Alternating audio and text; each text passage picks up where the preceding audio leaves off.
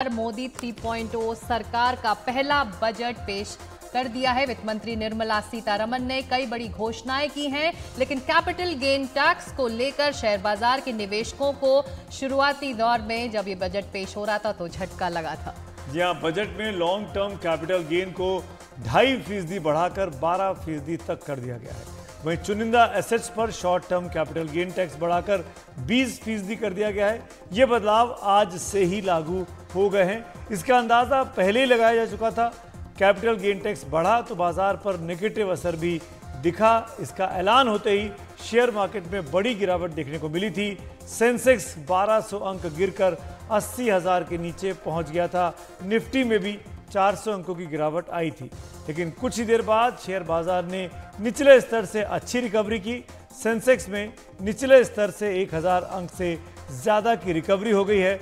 Nifty भी निचले स्तर से 500 अंक की रिकवरी कर चुका है। बिल्कुल, और सेंसेक्स 73 अंक गिरकर 80,429 पर बंद हुआ। वहीं निफ्टी 30 अंक गिरकर 24,779 पर बंद हुआ है। और स्टॉक एक्सचेंज के बाहर मौजूद हैं हमारे सहयोगी सुनील सिंह। चलते सीधे सुनील के पास। सुनील, जब ये बजट पेश हुआ और तुरंत उसके बाद जब हम आपके पास आए थे तो आपके साथ जो जानकार मौजूद थे और शेयर बाजार के जो रिफ्लेक्शंस थे, मायूसी दिख रही थी, दुख था सबको कि ये क्या हो गया, लेकिन बाजार उसके बाद अब संभला भी है।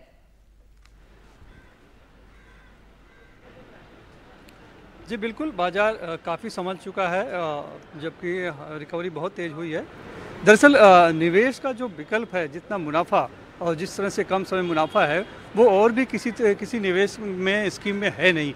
लिहाजा जो यहाँ की जानकार, उनका मानना है कि ये नाराज़गी जरूर दिखी है, निराश जरूर हुए हैं, लेकिन लोगों के पास चूंकि और कोई विकल्प नहीं है तो ये कुछ दिनों में ही ये सेटल हो जाएगा और बाजार फिर से अपना एक उछाल मारेगा, जैसा कि फिलहाल बजट के पहले उम्मीद की जा रही थी। लेकिन इतना जरूर है कि निराश हुए हैं और उनका सबका यह कहना है कि कहाँ हम उम्मीद कर रहे थे कि लॉन्ग टर्म कैपिटल गेन या टैक्स में या फिर शॉर्ट टर्म कैपिटल गेन में थोड़ी सी कमी आएगी या फिर फ्यूचर एंड ऑप्शंस के एसटीटी में थोड़ी सी कमी होगी, लेकिन ये उल्टा हो गया है।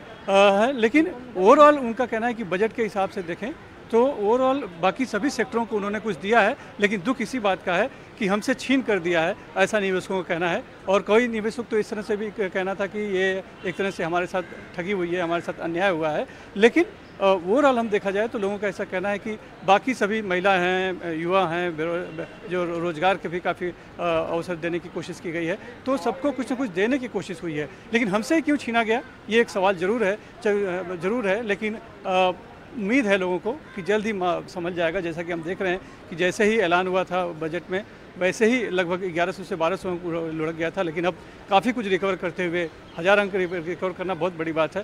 तो एकदम से हो गया है और हो सकता है कि 1-2 दिन में फिर से जो है बाजार फिर से अपनी तेज़ी पकड़े, क्योंकि लोगों के पास और कोई विकल्प नहीं है इतना बढ़िया शेयर मार्केट से। हमारे साथ सुनील आप रहिएगा, मेरे साथ दो खास मेहमान भी जुड़ गए हैं। देवेंद्र चौकसी जी हैं जो कि एमडी हैं केआर चौकसी shares and securities private limited के, और आनंद राठी साहब भी जुड़ गए जो कि फाउंडर चेयरमैन हैं आनंद राठी ग्रुप के। क्योंकि बात मार्केट की चल चुकी है, क्योंकि मार्केट सेंसेक्स के बाद सेंसेक्स की चल चुकी है, तो इन्हीं दोनों महानुभावों से बात करते हैं जो इसके पुरोधा भी हैं, जानकार भी हैं, समझदार भी हैं। राठी साहब, मेरा पहला सवाल आपसे पूरी हम्बलनेस के साथ मैं आपसे पूछना चाहता हूँ। पहली बात, 2 सवाल हैं मेरे। एक तो पहला तुरंत जवाब कि कितने मार्क्स देंगे, और ये जो 2 जगह पर कैपिटल गेन टैक्स में बढ़ोतरी कर दी गई है, लॉन्ग टर्म में भी शॉर्ट टर्म में भी, इससे कितनी अधिक लोगों को झटका लगा है और क्या इससे लोग बाग विचलित होंगे अब शेयर मार्केट की तरफ रुख करने में? राठी साहब। सुमित भाई, ऐसा है कि मैं दूसरे सवाल का जवाब पहले दूंगा। कि जो कैपिटल गेन टैक्स में देखिए, एक तो बढ़ोतरी उसका तो हमेशा नुकसान थोड़ा होता है, शॉर्ट टर्म भली हो, परंतु बड़ी चीज क्या लगती है कि सरकार की एक पॉलिसी जो है कंसिस्टेंट रहे। अगर 10% जब टैक्स लाए तो ऐसा लग रहा था भाई कि चलो एक बार में सेटल हो गया। जब बदलाव आता है उसमें तो लोगों को थोड़ा सा जो है और ज्यादा मन में शंका होने लगती है कि भाई अभी 12.5 क्या, ये रहेगा नहीं रहेगा, आगे पीछे क्या होगा। मेरा मानना है कम से कम सरकार ये अनाउंस करे कि अब ये बदलाव आया, उसको और बदलाव नहीं करेंगे, तो मार्केट में एक कॉन्फिडेंस लेवल बढ़ेगा। अपने को कंसिस्टेंट पॉलिसी चाहिए। मेरे को मानना है कि भाई 2.5% टैक्स से ऐसा नहीं है, अरे टैक्स तो गेन करेंगे तब लगेगा, तो कोई बात नहीं, गेन में से आदमी को तकलीफ नहीं होनी चाहिए कि कुछ ज्यादा सरकार को दे रहे हैं, उसकी चिंता नहीं है।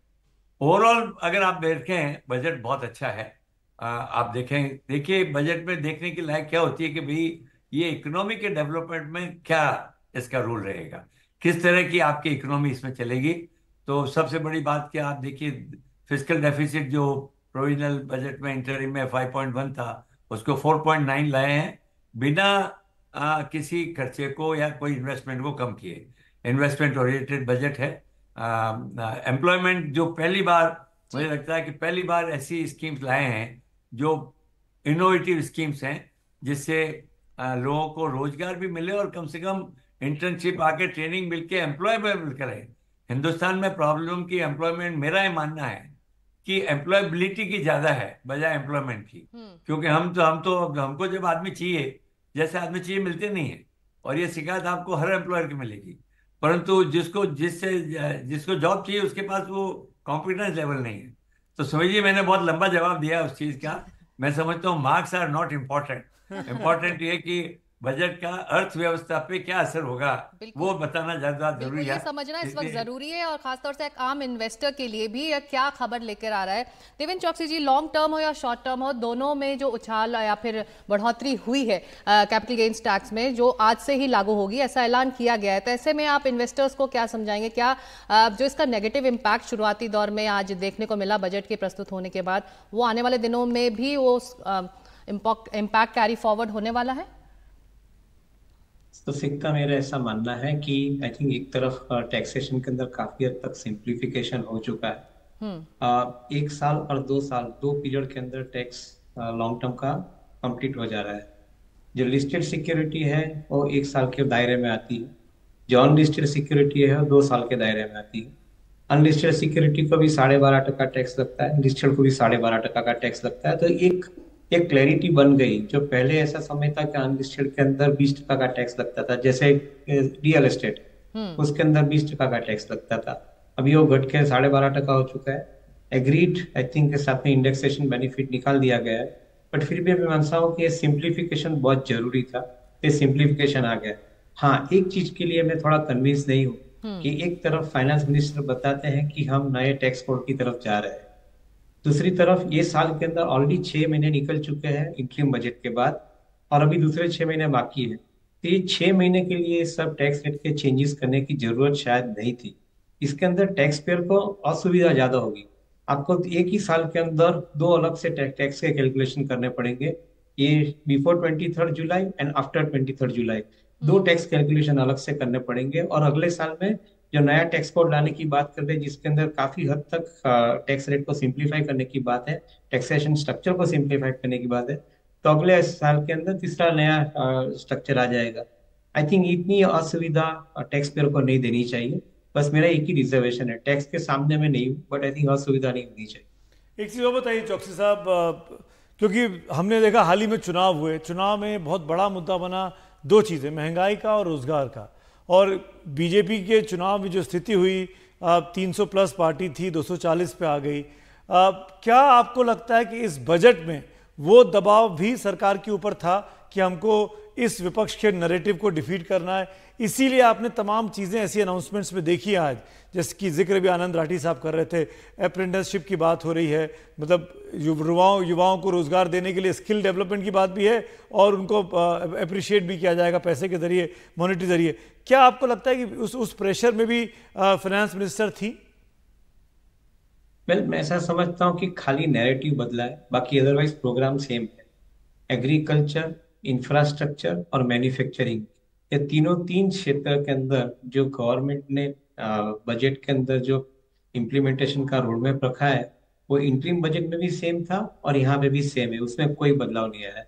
हाँ, एक बात के अंदर जरूर बदलाव है कि आप जो पार्लियामेंट के अंदर भी जो लैंग्वेज यूज करने वाले हो, वो लैंग्वेज आप कैसे यूज करोगे? एम्प्लॉयमेंट, रीस्किलिंग, फार्मर और एमएसएमई, ये लैंग्वेज आप यूज करना शुरू करोगे। That means I think in order to communicate to the politicians in the parliament, जी। I think they have actually made the, उन्होंने एक ओरिएंटेशन चेंज कर दिया अपने कम्युनिकेशन का, जिसके अंदर ज्यादातर थ्रस्ट उन्होंने एम्प्लॉयमेंट के ऊपर दिया, और देना जरूरी भी है।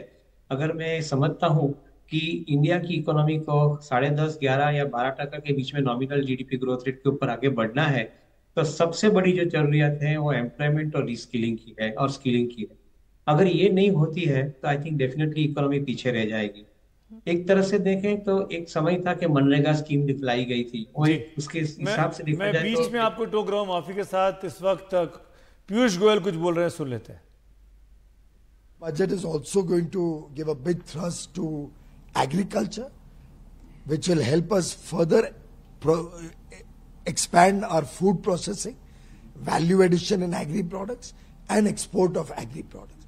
So, in a sense, every one of the initiatives that has been proposed will ultimately help our youth, our young boys and girls, employment opportunities, and finally, growth and development of the country. Interestingly, the government also lowered the fiscal deficit estimate of 4.9% of the GDP for FY25. What is your outlook towards that, sir? How optimistic are you about this lowering? Modi hai to mumkin hai, and that is what he has consistently proved with very prudent fiscal management over the last 10 years. Despite the massive shock the world faced during COVID-19, India was one country which came out of it fastest. We are the fastest growing large economy in the world today. With fiscal deficits also coming down at this rapid pace, even beyond the imagination of most economists. 4.9 this year, expected to be 4.5 next year, and the trajectory continuing to fall so that we can get back to globally acceptable standards, I think is a very, very powerful signal to the world that India's fundamentals are strong, India's economy is strong, and India is poised for a long period of sustained economic growth. The duty reduction has also taken place, especially mobile, food as well. How big is this according to you, sir? I think it's going to be very good for the common man.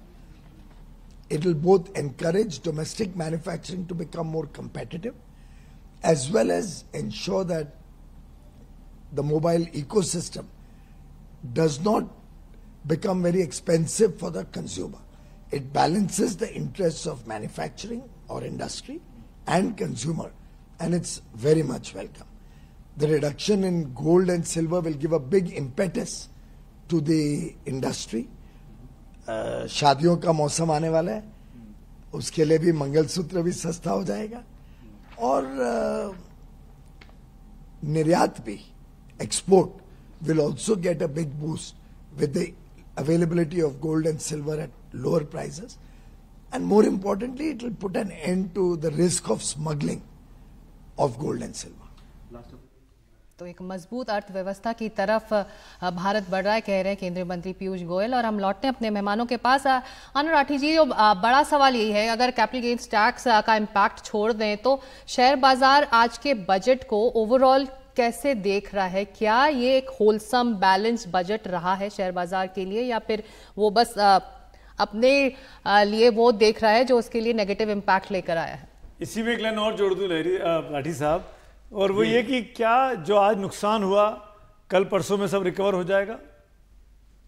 देखिए, जो आपने सवाल पूछा उसका जवाब आज market ने दिन में ही दे दिया था कि पहले जो इमीडिएट नी जर्क रिएक्शन हुआ उसके एकदम पूरी रिकवरी हो गई और एक बार वापस प्लस में आ गया।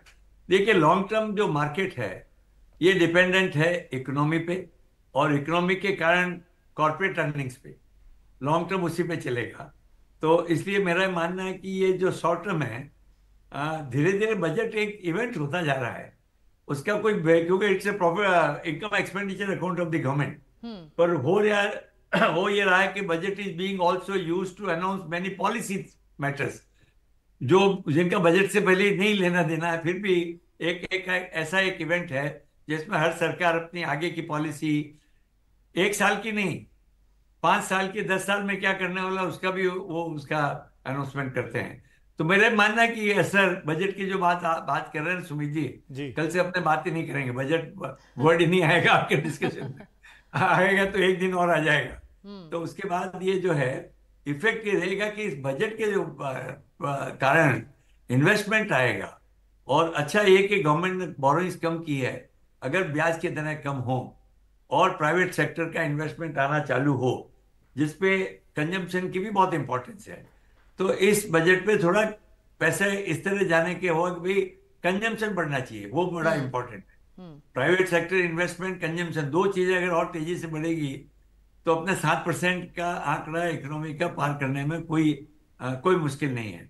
तो इसलिए मेरा मानना है कि यस, कल जाके जो ये इफेक्ट आया है लॉन्ग टर्म कैपिटल गेन्स वगैरह का, वो हट जाएगा। वैसे फाइन प्रिंट में अब क्या और आएगा वो आज और कल तक में और पता लगेगा कि उसके ऊपर मोटा मोटी मेरा ये मानना है कि बजट का इफेक्ट मार्केट के ऊपर अब जो इफेक्ट आएगा वो और इवेंट्स के कारण आ सकता है, बजट का नहीं रहेगा। तो ऐसे कौन से सेक्टर्स हो सकते हैं चौकसी साहब जिस पर इन्वेस्टर की नजर रहने वाली है आने वाले दिनों में?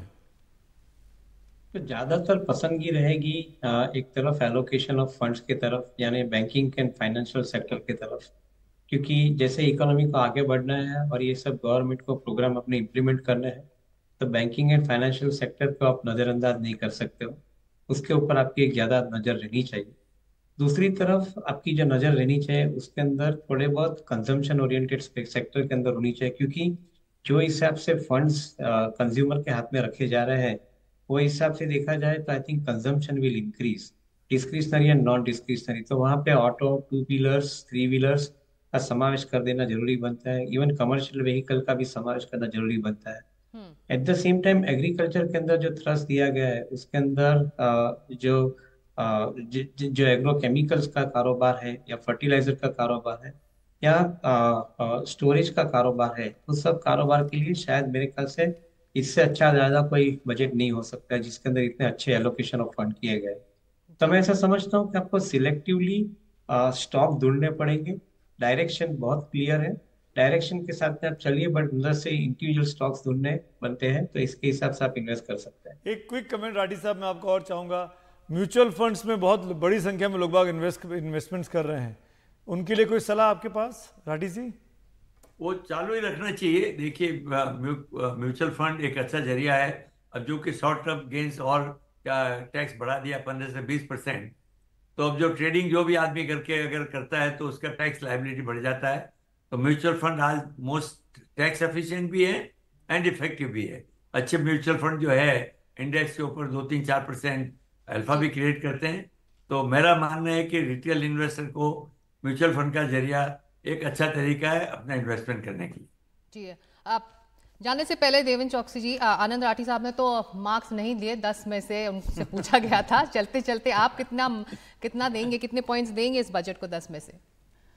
अगर आप ये टैक्सेशन के अंदर इतना जल्दी बदलाव नहीं करते और असुविधा नहीं क्रिएट करते तो शायद बजट को आप 9 मार्क दे सकते थे। मगर I think since you touched upon this subject abruptly, तो शायद नहीं करना चाहिए। उसके अंदर शायद एक इंटेंट फाइनेंस मिनिस्टर का हो सकता है कि they probably want to increase the long term capital gain tax I think to 15% in due course of time. उसके लिए उन्होंने अभी मिड लेवल पे 12.5% किया है, and maybe I think when the new tax code comes in तो उसको equalise करने के लिए शायद वो टैक्स रेट बढ़ा दे। अगर if that is an intent then it is not probably something which is going well. But anyway I think we are not coming to market only for 2.5% tax. हम लोग यहाँ पे मार्केट के अंदर ज्यादातर इक्विटी के अंदर ग्रोथ कैसे लाना उसके ऊपर हम ज्यादा फोकस करते हैं। बिल्कुल, बहुत शुक्रिया इस चर्चा में शामिल होने के लिए देवेंद्र चौकसी और राठी साहब आप दोनों का। तो एक डायरेक्शन भी मिल रहा है शेयर बाजार को, और मायूसी थी, नाउमीदी थी, लेकिन एक डायरेक्शन भी मिल रहा है, जैसे कि दोनों जानकार कह रहे हैं कि लॉन्ग टर्म के लिए, लाइक लंबे टाइम के लिए एक अच्छी दिशा में उठाया गया कदम है। ब्रेक यहाँ ले रहे हैं, लेकिन ब्रेक के बाद जब लौटेंगे तो अलग अलग फील्ड के जानकार हमारे साथ जुड़ते रहेंगे, उनसे बात करेंगे कि उनको उनके क्षेत्र में इस बजट को लेकर वो कैसा आंकते हैं, कैसा रेट करते हैं। छोटा सा ब्रेक, तुरंत लौट के आते हैं। बने रहिए एनडीटीवी इंडिया के साथ।